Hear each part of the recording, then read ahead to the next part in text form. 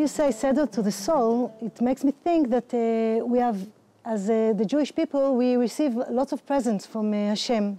And the Seder is a day in the year that we get an opportunity to set ourselves free, to be who we really, really are, who we, within ourselves, who we can express ourselves and set ourselves free from the slavery of the bad thoughts of who we are not really, who we really not are, or the mask we put on ourselves. The Seder is really setting our wings to freedom. This day is very, very strong. It has the ability, the possibility of change that will affect the whole year until the next Seder. The word Pesach literally means that he leapt over. Hashem leaped over the doors of the Jewish homes when the angel of death was taking the firstborn of the Egyptians. But it means more than that. That's just a historic fact. It's actually an acronym of two words, Pesach, the mouth that converses. So this is the holiday of communication. This is the holiday of speech.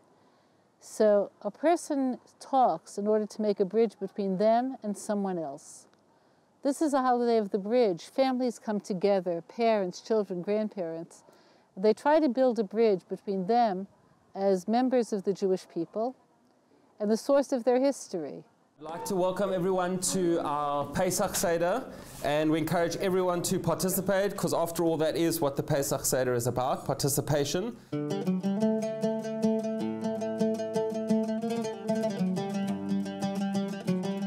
Obviously important to recount the order of the Seder, because there is a specific order in which we should be doing it. So, page 12, everyone. Chad Shtayim Shalosh.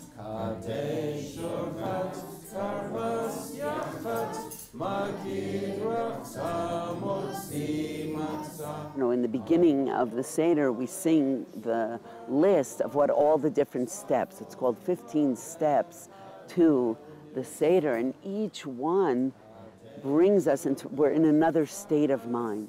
And each part of the Seder is another opportunity to touch another part of ourselves and of the people next to us. First of all, to make Seder, to arrange things in the right place, I think it means that you're going to know what you have in your soul. It means that you're going to reconnect yourself to your real being, to who that you are. That you're going to finally understand who are you. You're that holy soul, that good, positive soul that got a purpose, got a meaning for its life. A free person is a person that is relaxed and calm, and he thinks, and he's choosing, and he understands what his life purpose is, and he's looking for success. He's looking for achieving completion, achieving what that he understands that God wants him to do.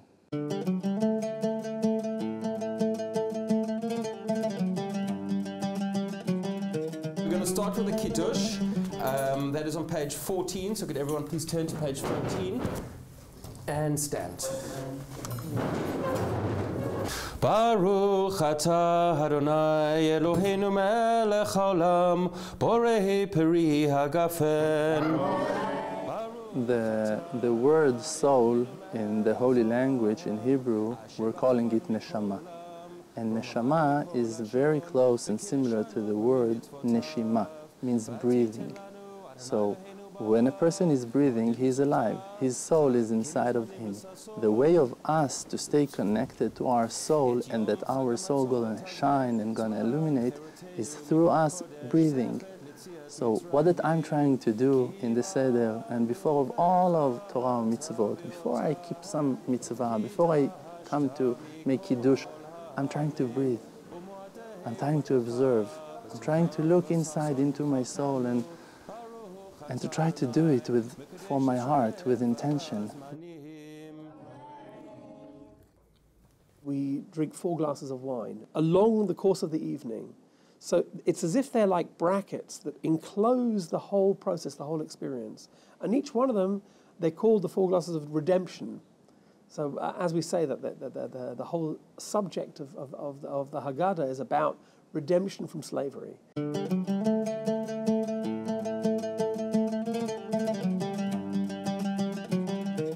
Okay, we're going to move on to Urchatz. So we're going to wash our hands, but we don't say the blessing. So everyone please take a piece of parsley. So the next thing is called karpas, which is eating of a green vegetable.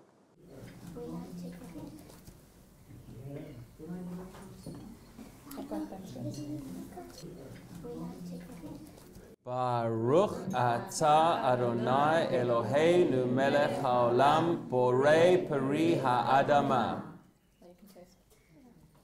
The green vegetable, we dip it in salt water. So the green vegetable also represents something very basic, very simple, very lowly, if you like. And that also is talking to us about, knowing to be simple, knowing to appreciate simplicity. Simplicity in our lives, in our outlook, in knowing not to expect too much, knowing that we everything that we get, everything that we have in our lives is a gift.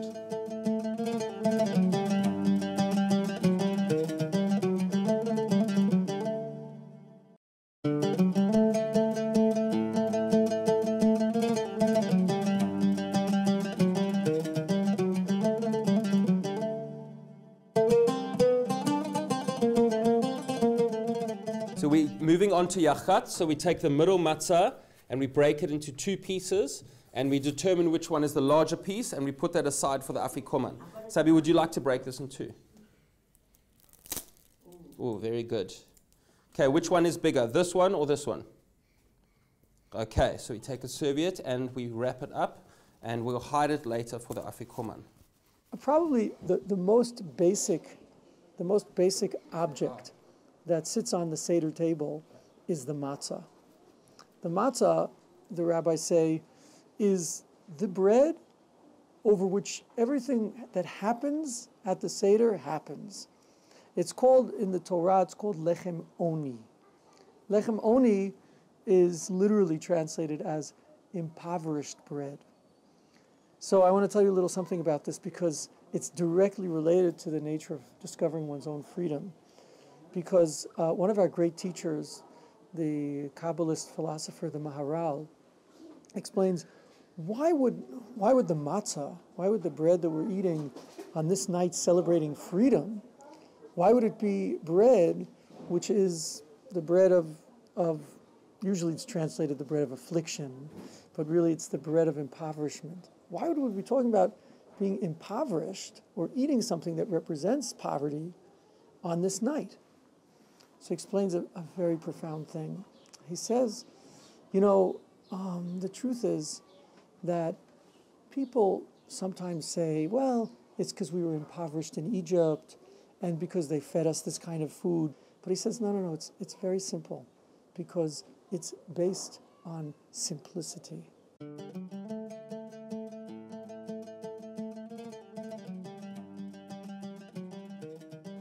The beginning of the book of Exodus, which is the introduction to what the children of Israel will be going through until they actually have the Exodus, starts with a verse which in Hebrew reads, Ele Shemot B'nai Israel Habaim Mitzrayma Et Yaakov Ish Ubeto Ba'u. These are the names of the children of Israel that came to Egypt with Jacob, each man and his family and his household. And it can be reread because the word, these are the names, Ele Shemot, can just as easily mean, and really does mean, Ele HaNishamot. These are the souls that came into Egypt. And Egypt is not now just that land called Egypt, but it's this world which is called Egypt, because the root of the word Mitzrayim is metzar, a narrow strait, a constriction. And so these are the souls, or these are the names of the souls, who came down into this world, which is a Mitzrayim, which is in Egypt, with Jacob. And Jacob has two names, Jacob and Israel. Jacob is the lower name, the name that is not completely aware of who he is or who she is. We came down in an amnesic state. We don't really know who we are. This world is a place where we don't know who we are as souls. And the story of how we come out is recorded in the book of Exodus, which is not just a historical, but a meta-historical text. And so then that leads us to understand that our Seder every year is a Seder of the soul.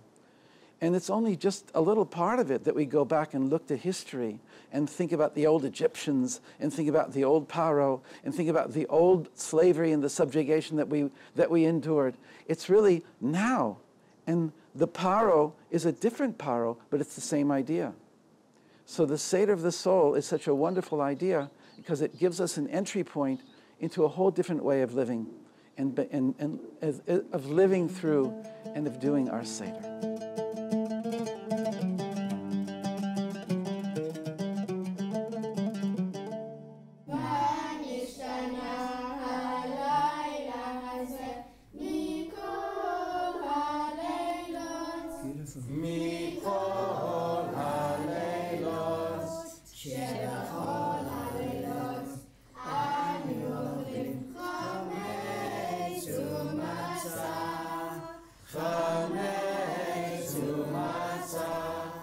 In the Passover Seder itself, the order is questioned by the child when he says, why is this night different than all other nights? What's the question? What's the essence of his questions? He's asking, you're bringing me all kinds of hints over here about freedom and about slavery. Why are you doing that? What gives over here? Why freedom and why slavery? Why both of them? The answer that the father gives to the child is that we were slaves. Avadim hayinu b'Mitzrayim. We were slaves in Egypt, and then God brought us out. That's the short of it. That's the order. The order starts with the question. Why is this whole thing out of order? Why do we have signs on the table of slavery and signs of freedom? On one hand, we're leaning over like free people. On the other hand, we have all these different types of vegetables, like maror, bitter herbs, which remind us of slavery. Why both? The astute child asked the question. The father, wanting the child to ask that question, gives the answer that because this night is to teach us the order of the world, that the order of the world is first darkness, first slavery, and then freedom. So the whole second part of the Seder, which focuses on our ability to free ourselves from idolatry, in a sense is the invitation now into the freedom we were talking about. Whereas at the beginning we're becoming liberated, open to what's new. In the second part, we're being able to face down the lies that we tell about ourselves, including the most horrific lie in our literature, which is of idolatry, where things just become closed down into all kinds of hallucinations about what's real instead of facing the truth of life. And you know, the biggest liar in the Torah is Laban, is Lavan. And he's actually the destroying Aramean that we're referring to when we talk about the beginning, when we began and there was an Aramean who tried to destroy us. He tried to destroy us with lies, because people get trapped by lies. When you can begin to see the truth, then you really can become free. And so we have these two parts of the Seder. And you know, it's like amazing to see this, because usually when people look at the Seder, they say, this is just like all over the place. There's no order here. I mean, the name of the book is order. This is not ordered. It's not ordered the way you think a story would be ordered. But it is ordered if you get to the deeper order. And the deeper order is your personal process. First of becoming liberated, and then focusing on truth and becoming free. We have a holy Zohar, the classic Kabbalistic text of the Zohar, that says that when we speak, when a little child or an adult speaks out the words of the Seder and asks questions and talks all about it, we have very important guest stars that come and take place and come and join us. The guest stars is God himself, and all of the souls that have ever lived in the world, and all of the angels of the upper realms, and they all come in with very close ears to listen to everything that we have to say.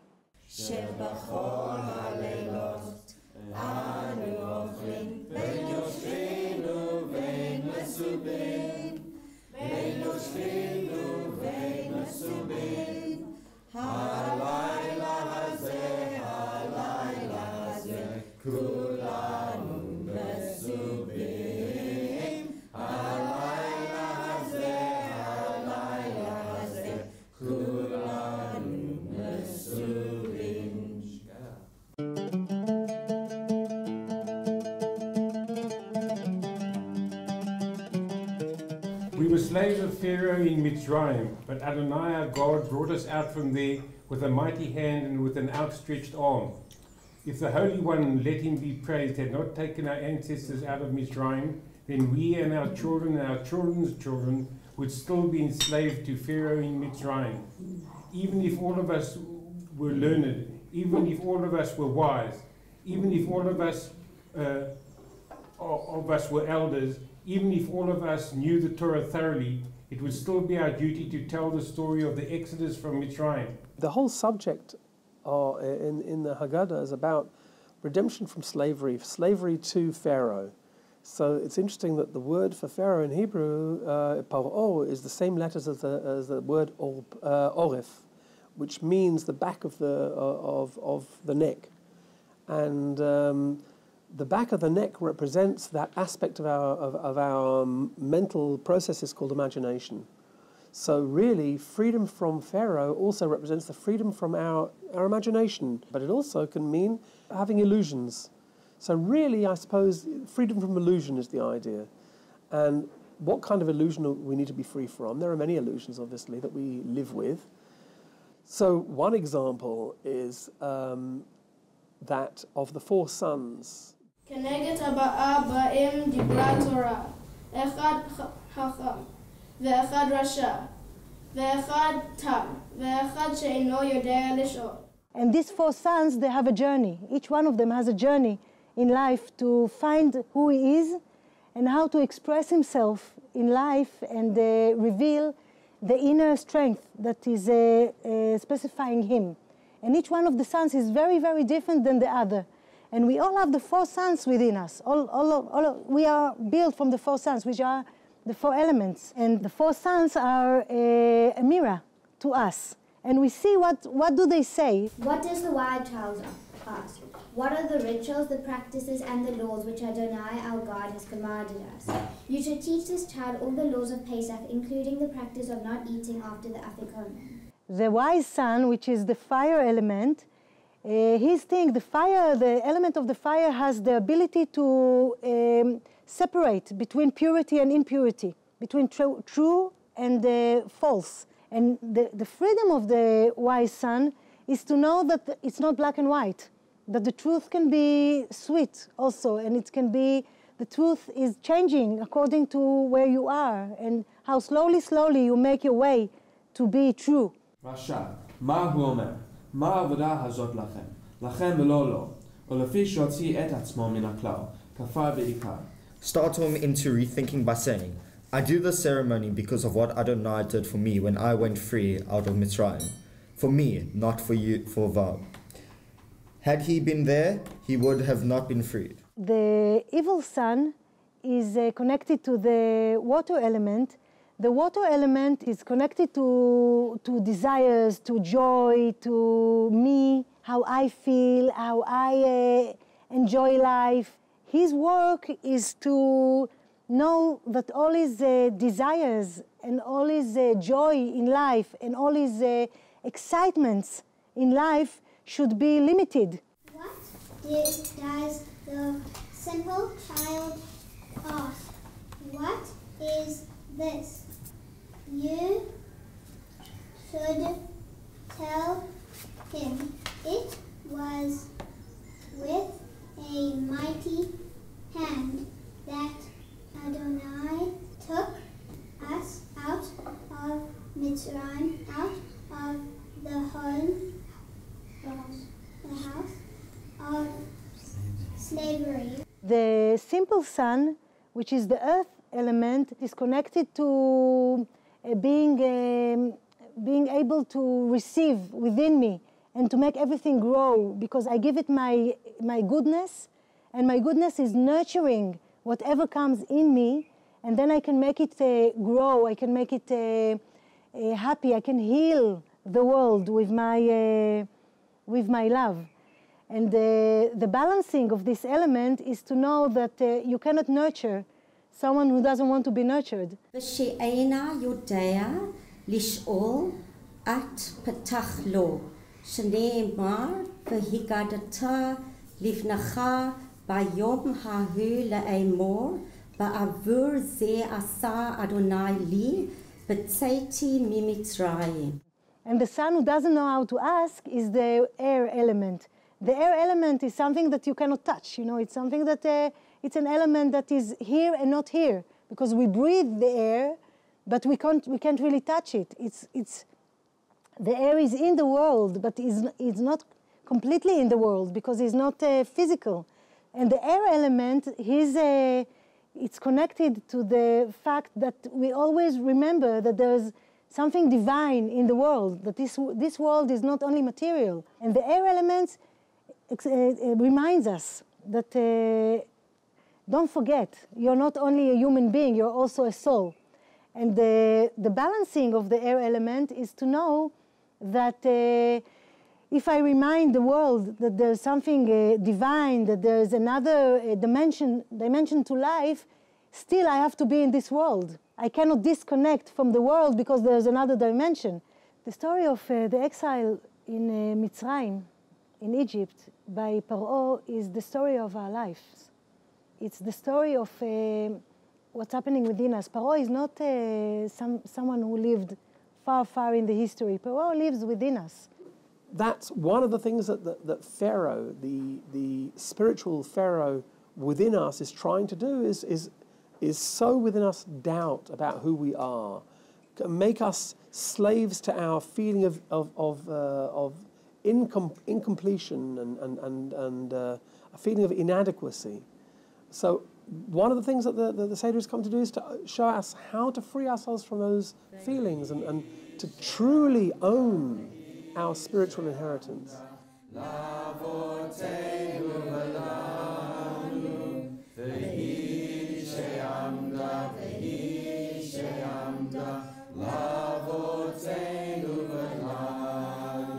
It has been this promise that sustained our forefathers and us. For not just one enemy has tried to destroy us, but in every generation there are those who try to destroy us. But the Holy One, praised be He, saves us from their hands.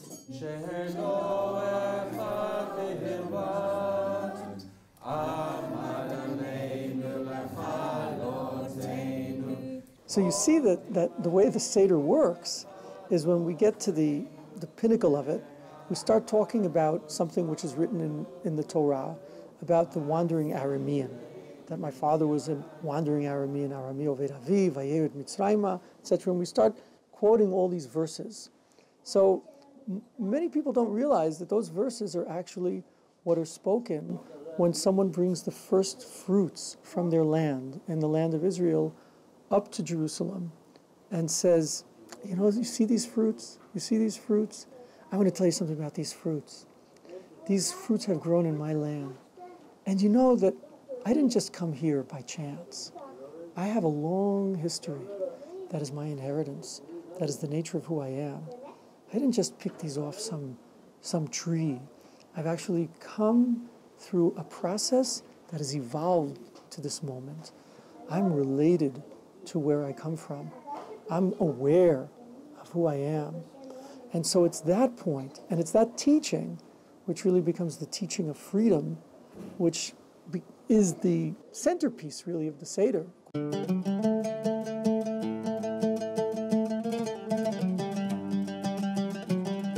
The most appropriate form of wine to use is red wine. And red wine is the same color as blood. And blood figures very strongly in the whole story of the redemption from Egypt. I mean, the very first plague was a plague of blood. And what happened there, for example, is that, you know, when the Egyptians wanted to draw water, it became, and they went to drink it, it became blood. But when the blood was given to the Israelites, it became water. So that's a very powerful symbol and very deep meaning. It's saying that something that can be, for those who are connecting to the Creator, it's a life force. Water is a life force. It's one thing we cannot live without. We can go many days without food, but without water we can't go. So blood can become water for us, but when it in their hands it becomes blood. Dam. Svadeya. Kinim. The 10 plagues were there to show without a shadow of doubt that God is running providentially every aspect of their lives.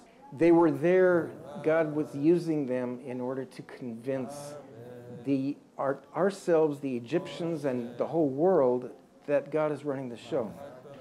And so we should be moved by these plagues by understanding that they are there to heal us. They are there to show us that every aspect of life is run by God. And plagues parallel the emotional side of ourselves, the intellectual side of ourselves, the actualizing side of ourselves, the higher superconscious parts of ourselves.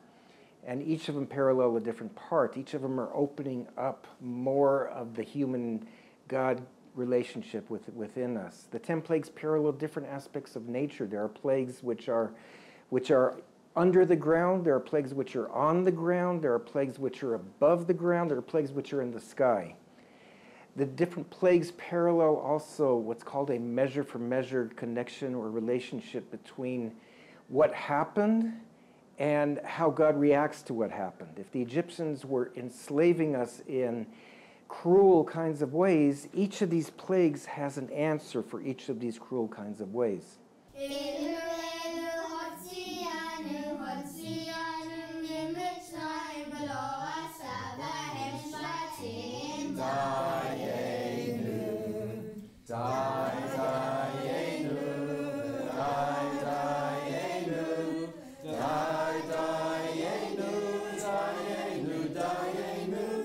Music and song as part of it represent a level of creation that is not defined by specifics. Words are very specific. Words can always be, on the one hand they convey ideas, on the other hand they can create and enhance differences between people. Whereas music speaks to a level of being that is so universal that even though it's not specific, it awakens emotions and a spiritual aspect of being that brings people to a sense of oneness, to a sense of a level of experience of something familiar that they can't quite put their finger on. And that's why when we're involved in the spiritual process of the Seder, the song and the music adds another aspect to that spiritual dimension. It opens it up and enriches it more.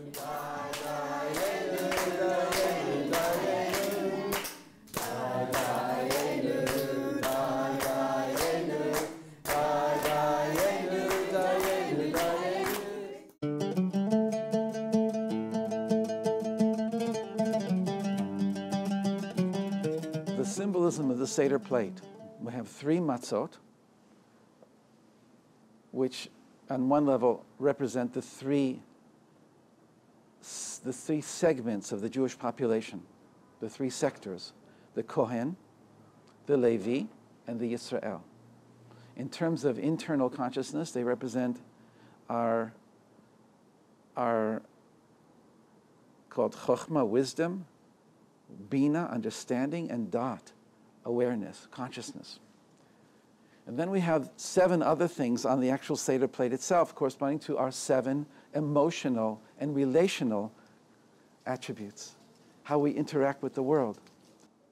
So the 3 matzot represent the higher consciousness that now is going to determine how we're going to develop ourselves, and we become the 3 plus the 7 makes 10, a whole complete structure, and that our intellect now is flowing down into all of the 7 lower qualities, which are represented and embodied in the 7 things on the Seder plate.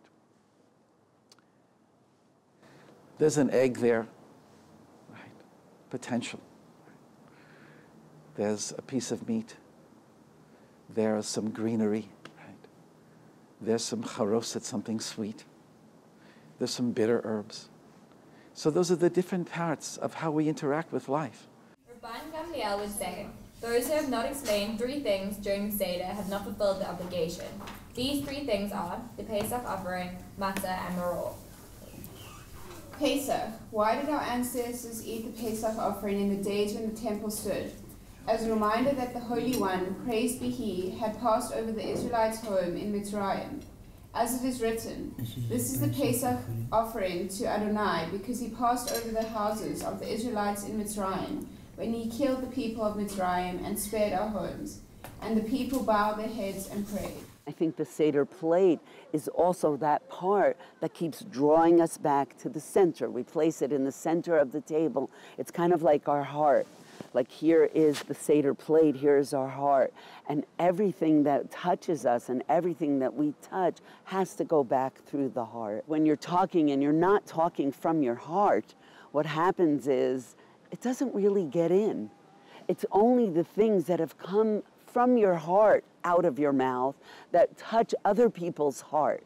It goes into their ears and somehow goes into their heart, and that opens the pathway. And the Seder plate is a little bit like the heart of the matter. Matzah. Why do we eat it? To remind ourselves that even before the dough of our ancestors had time to rise, the Supreme King of Kings, the Holy One, praised be He, revealed Himself and redeemed them, as it is written.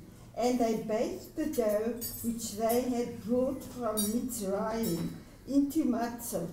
It did not rise, since they were hurried out of Mitzrayim, and they could not delay, nor had they prepared other provisions for themselves. Maror, why do we eat it? To remind ourselves of how the people of Mitzrayim made our lives bitter, as it is written. And they made the lives of our ancestors bitter, with hard labor, in mortar and in brick, and in every type of hard work in the field, and worked them ruthlessly in all their tasks. In each generation, every individual should feel as though he or she is actually being redeemed from Mitzrayim, as it is written.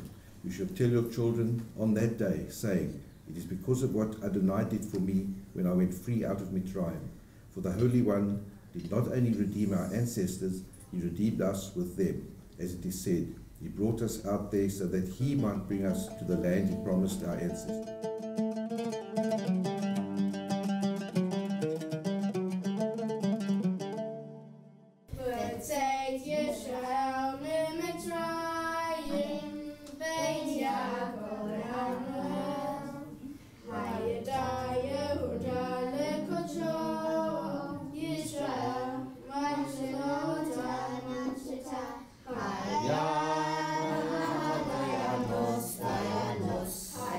One of the very important distinctions that we come to know through the course of the Seder is that a person can be completely liberated, but enslaved by their passions, by their tertiary interests, by temporary distractions. They actually give the appearance of having a rich life because they're completely liberated from anything that's holding them back.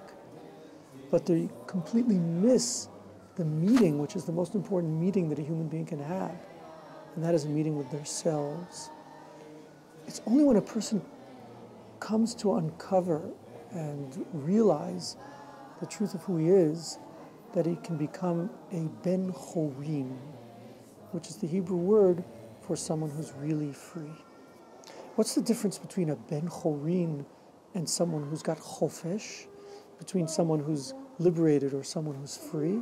It's the difference between having a inner guidance which says, this is what I'm for, and I'm going for it, and you can't do anything to stop me. Oh, you might be able to stop my ability to express it and manifest it in this life. That may be the case, but you can't stop me from really living the truth of who I am, at least in an inner sense, when I'm totally free and let go. So I have no idea what it is that I'm really meant to be here for. And so that distinction is what actually gives birth to our being in Egypt. Amen.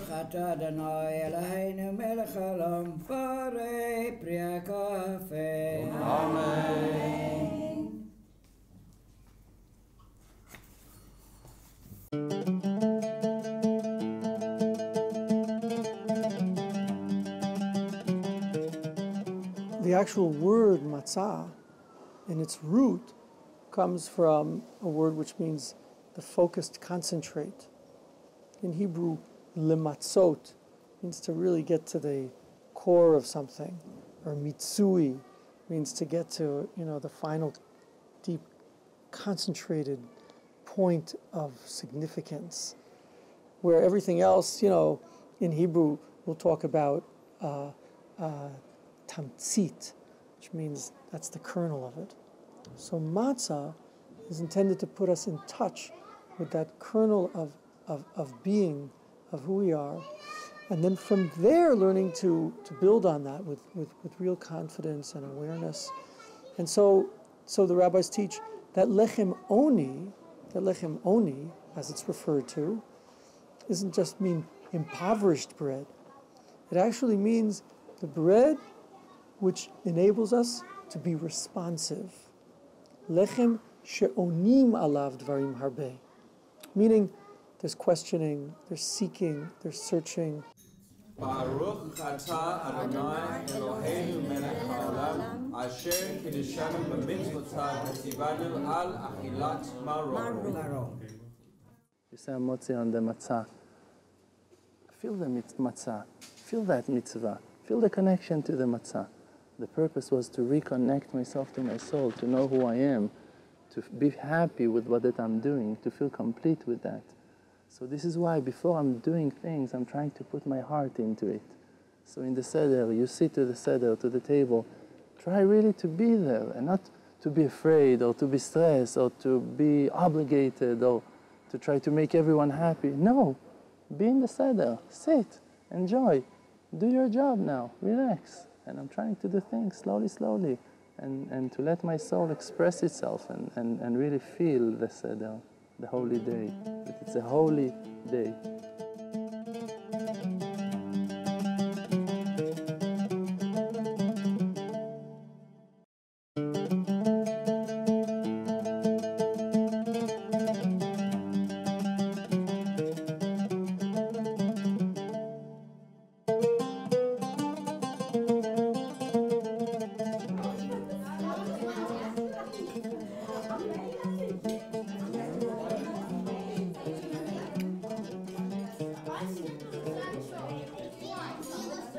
The meal is towards the end of the Seder, believe it or not. So people who are uninitiated, it's like, okay, I came for dinner, and it's like 2 hours, I haven't had dinner.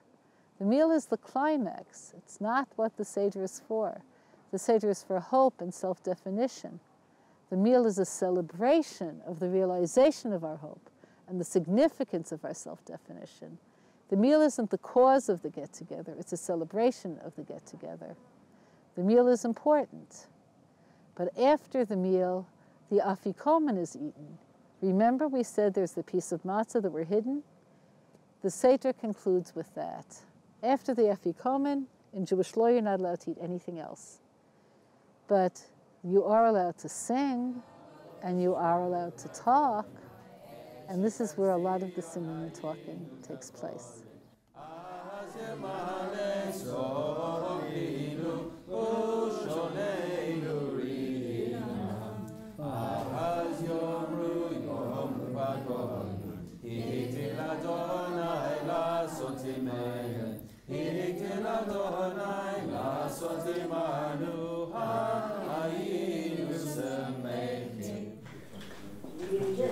Baruch atah Adonai Eloheinu melech haolam borei pri hakafeh. Amen.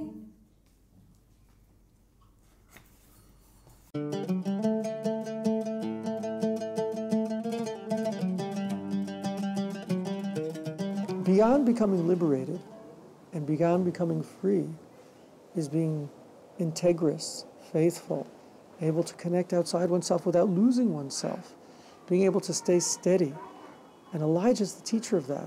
I can open the doors, I can welcome everyone inside because I know the truth of who I am, and because of that, I seek contact and interaction with others.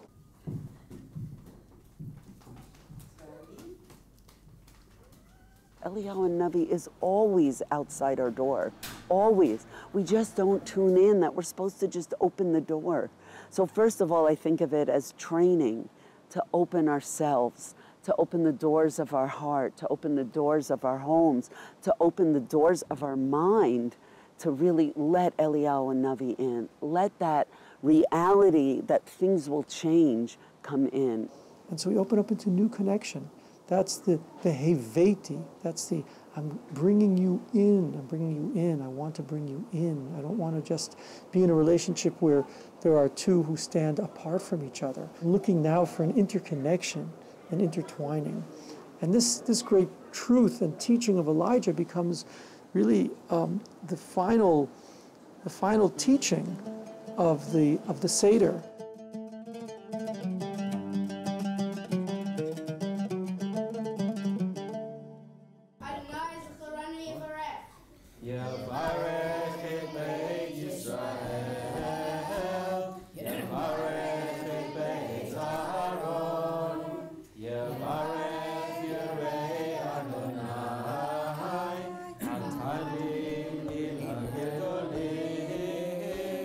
So in the Seder itself, music plays a purpose of, obviously most of the singing comes, at the end, but some during the middle.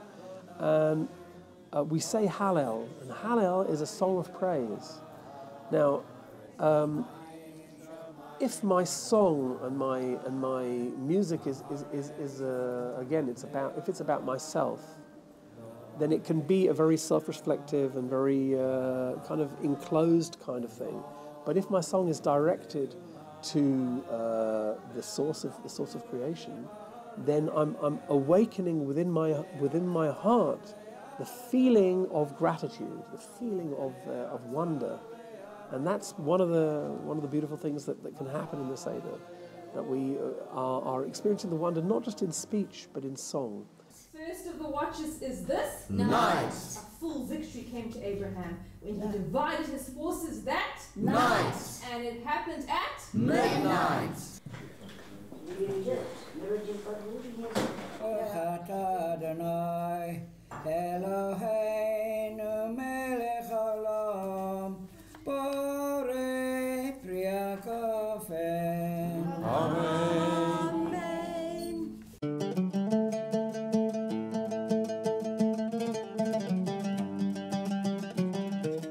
I feel like the connection between the redemption and Pesach to Jerusalem is that the goal of us being set free from Egypt was not just to go and to run to the Holy Land and to have our own place. It's spiritually and emotionally and mentally to be set free.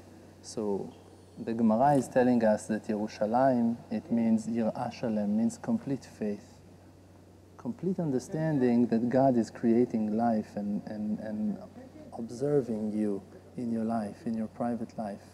So when you understand that that journey haven't finished when we went out of Egypt, you always need to come back to your soul. You always need to set yourself free, to come back to complete faith. When you understand that, so you can keep on yearning and hoping to the complete redemption of all of our nation and all of the nations together coming back to the Holy Land and to the holy city of Jerusalem. Means to have a complete faith, complete understanding that God chose us and gave us that holy soul inside of ourselves to use, to enjoy from. So that task, that mission is not finishing in coming to the Holy Land. It's an inner search that every person needs to go through for his entire life. Our Seder has now ended with all its ceremonies. Just as we were able to celebrate it this year, may we be spared to celebrate it together in future years. Pure One in heaven, rejuvenate the people of Israel in your love. Lead your redeemed people soon to Zion in joy.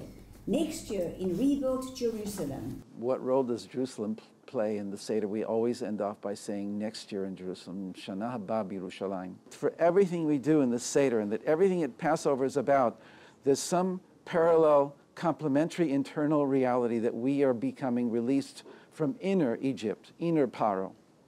But we never forget that Jerusalem is both also. Jerusalem is also an inner reality. Yerushalayim in Hebrew is Yereh Shalem, is the perfection of intellect and the perfection of heart, of emotion. But it's the city of promise, the city of the future, the city where all mankind will come together. That dream is so important for us. The dream that the time will come when actually people will not lift up sword against each other. They will not try and take the law into their own hands. The godly law will be reinstated. Mankind will live truly in peace. But in order for that to happen, we ourselves have to change. The Egypt that we live in now, the double constrictions of consciousness that we live in within the world as we know it, will open up. Why did we have to go through this? Why did we have to go through Egypt? Because there are things here that we could learn that we couldn't learn anywhere else. Our souls need to come here. But while we're here and knowing this, and we can work together and rejoice with each other and bring in the consciousness of God for ourselves and for all mankind, that's what Passover is about.